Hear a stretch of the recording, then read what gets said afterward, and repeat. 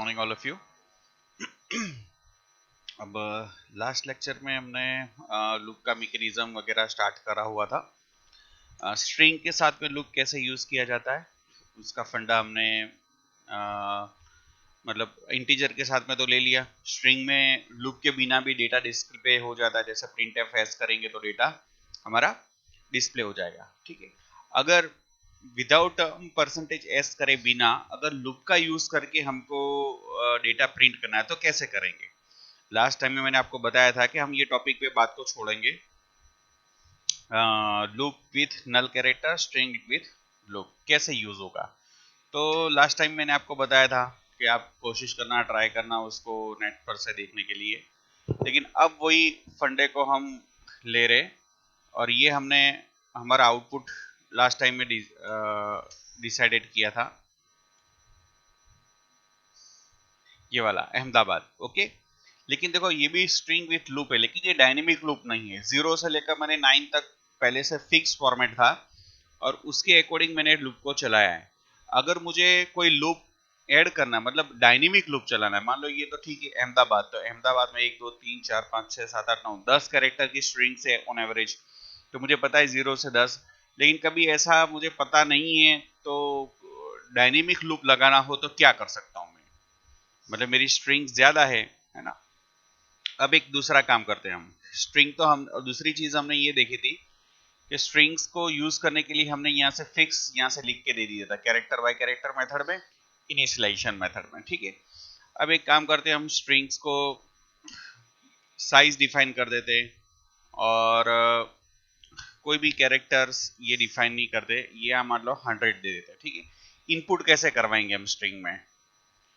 तो स्ट्रिंग के केस में भाई याद रखना, इसके बिना कुछ फंक्शन काम नहीं करेंगे। Include S string dot H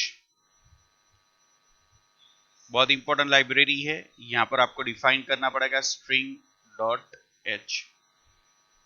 देखो कौन से फंक्शन, इसमें राइट क्लिक करोगे तो आपको बताएगा स्ट्रिंग लेन नाम का एक फंक्शन आ गया, कॉपी आ गया, हम इसी का यूज करने के लिए जा रहे हैं। तो डायनेमिक कोड को बनाने के लिए हमें दो रास्तों का स्ट्रिंग का लूप में इस्तेमाल करना पड़ेगा। ये हमारा जो हम जा रहे टॉपिक में डायनेमिक स्ट्रिंग लूप, इसको हमको करने के लिए दो स्टेप है। तो एक तो first step 1 by length of string,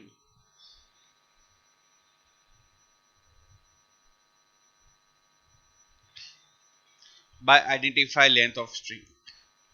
okay, तो स्ट्रिंग की लेंथ को हम कैसे आइडेंटिफाई करेंगे। जैसे एक वेरिएबल डिफाइन करो, यहाँ आई लिया था तो मैंने ऐसा ले लेता हूं दूसरा वेरिएबल लेन। ओके, ये लेन नाम का वेरिएबल है, वो हमारा स्टार्ट हो गया है और हम नीचे आ जाते हैं और हम यहाँ ये लेन, इसको यहाँ यूज करेंगे। अब मैंने आपको बताया कि str लेन नाम का फंक्शन है, उसका यूज करना है। तो हम जो स्ट्रिंग डालेंगे उसको इसकी लेंथ यहाँ असाइन करेंगे। स्ट्रिंग की लेंथ कैसी है, तो भाई एक स्कैनएफ से भी हम डाल सकते हैं और गेटएस फंक्शन से भी स्ट्रिंग को इनपुट कर सकते हैं। मान लो अभी हम गेटएस फंक्शन का यूज करके स्ट्रिंग को इनपुट करवाते हैं।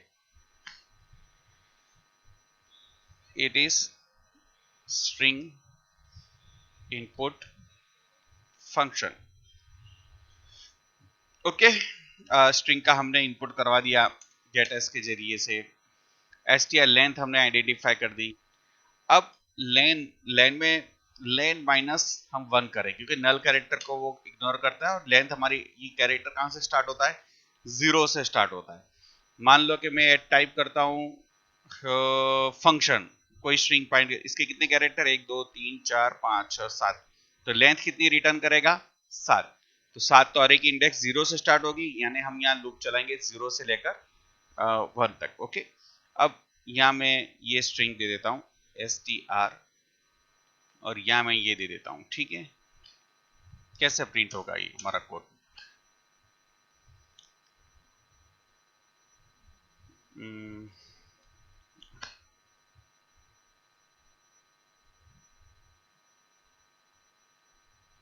देखो यहाँ पर एक जाके हम टोगल ब्रेक पॉइंट रख सकते हैं ताकि कंट्रोल F9 करने के बाद हमारा कंपाइलर यहाँ पर रुक जाए।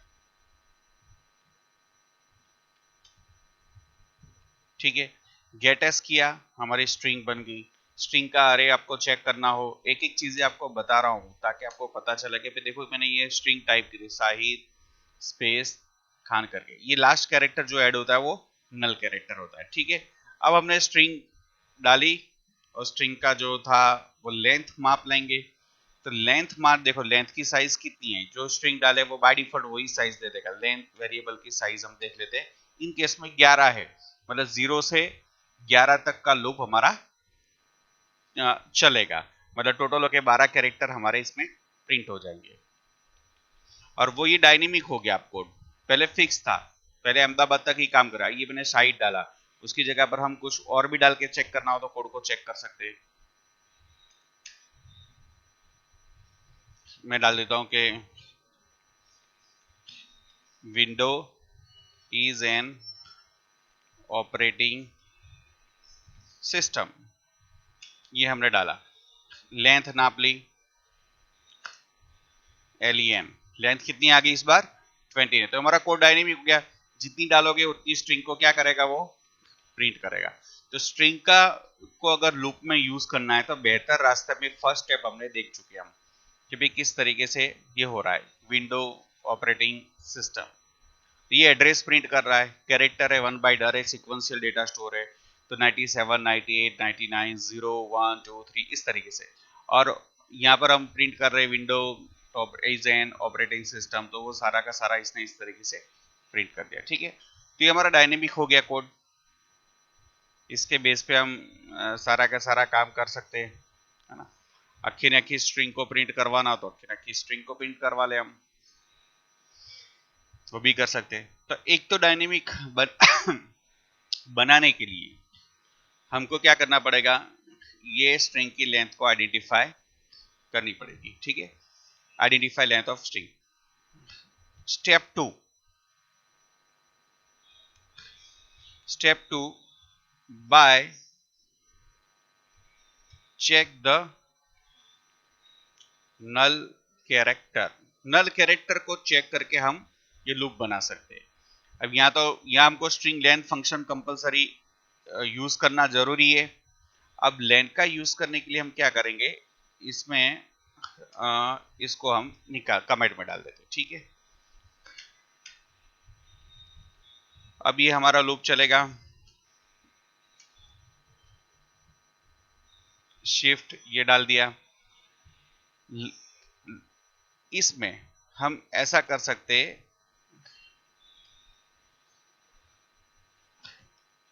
str of I not equal to null character, की नल कैरेक्टर की कंडीशन होगी।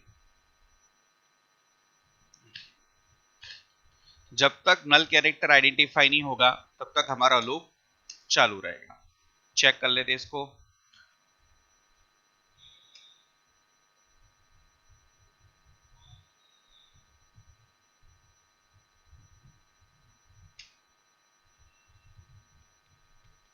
विंडो इज ओएस आ गया आउटपुट।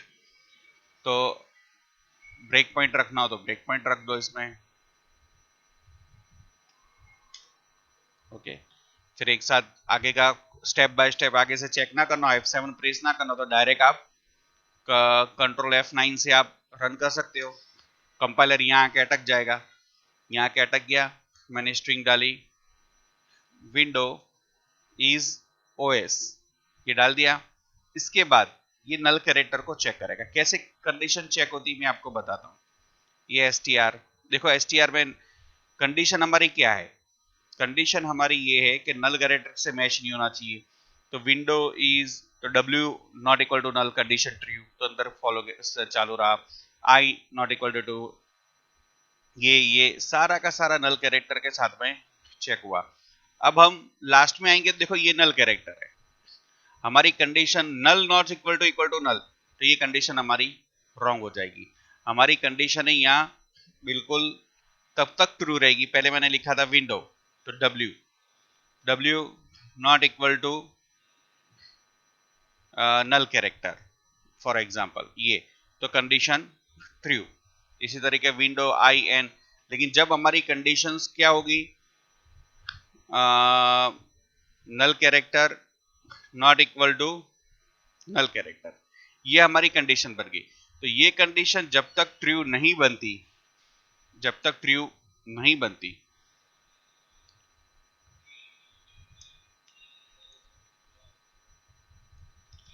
नल कैरेक्टर जब तक कंडीशन ट्रू नहीं होगी, अब ये इन केस में कंडीशन फॉल्स होती है। इस केस में क्या होती है, कंडीशन फॉल्स हो जाती, फॉल्स हो जाती तो लूप में से बाहर आ जाता है। W ये विंडो ये वो नो।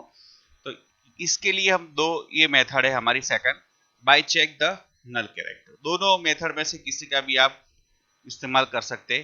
तो डायनेमिक स्ट्रिंग लूप बन गया। आप जितने स्ट्रेंथ की तुम्हारी स्ट्रिंग होगी, उतने ही तुम्हारा क्या होगा कि वो मतलब इसके अंदर में जो लूप का यूज करना है, आप डायनेमिक लूप को बना सकते हो।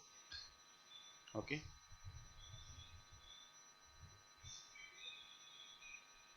ओके, अभी है हमारे पास time.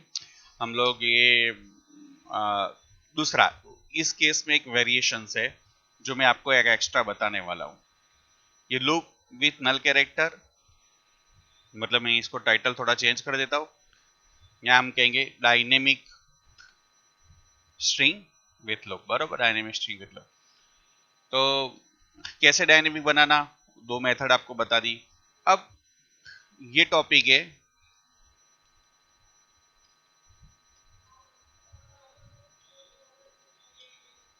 Difference between scanf and gates. Okay, ये आपके सामने टाइप किया है ताकि आपको स्पष्ट नजर में आ जाए। scanf और गेटस का बीच में डिफरेंस क्या है वो आप समझने की कोशिश करें।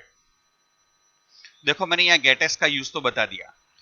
scanf फंक्शन भी इनपुट का फंक्शन है, scanf का भी यूज करना हो तो कर सकते हैं। मैं यहाँ इसकी जगह पर, गेटस की जगह पर क्या करूंगा, scanf फंक्शन का इस्तेमाल करूंगा। इस्तेमाल करने के बाद में यहाँ scanf है तो %s आएगा। s के बाद में हम डालेंगे यहाँ str डालेंगे, ठीक है। तो उस केस में हम str डालेंगे तो पूरा जितना भी होगा वो क्या डिफरेंस आता है वो आप देखो।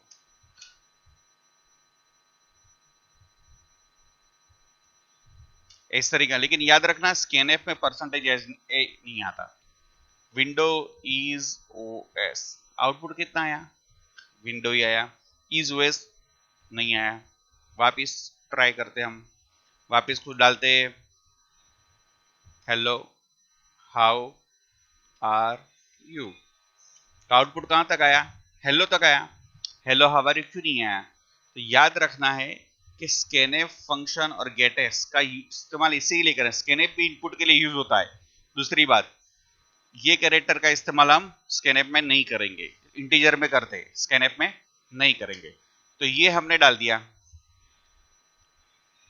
%s। अब उसने इनपुट में ले लिया, इनपुट में लेने के बाद में पूरी स्ट्रिंग। तो ये क्या करता है scanf फंक्शन, इसका ये है कि इट्स टर्मिनेट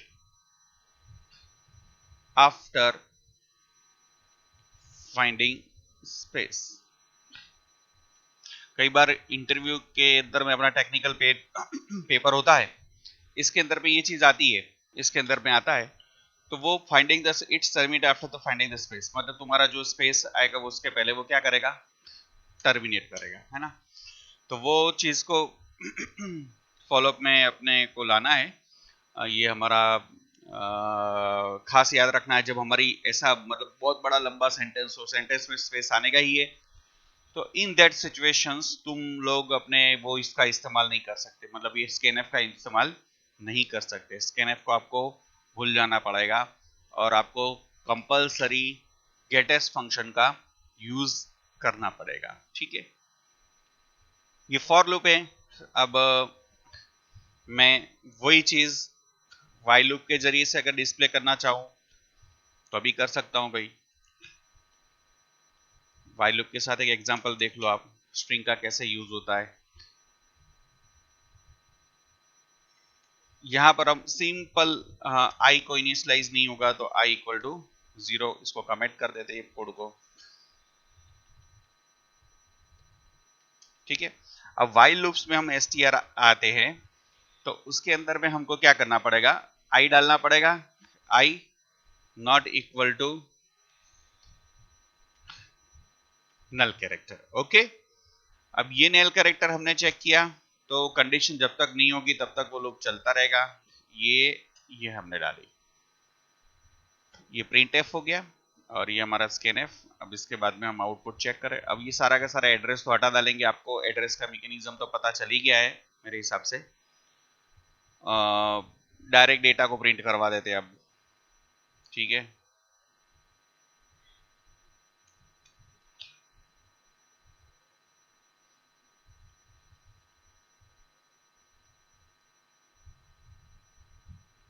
बैकस्लैश एन रखना हो तो रखो, नहीं तो कुछ बात नहीं। हम str ऑफ आई यहाँ कर देते हैं। ओके, अगर सेम केस हमको वाइल लूप से करना है तो हम कंडीशन यहाँ लगा देंगे, क्योंकि वाइल में इंक्रीमेंट स्टेट आता नहीं है तो हम डायरेक्ट आई का इंक्रीमेंट यहाँ कर देंगे। जब तक कब तक चेक करेगा, नल कैरेक्टर नहीं होगा तब तक वो चेक करेगा। Let's try. हेलो, हेलो हमने वर्ड डाला, hello how are you, output आ गया hello how are you. Okay, तो वो क्यों आया, ताकि ये हमने कौन सा लूप में दे दिया, वाइल।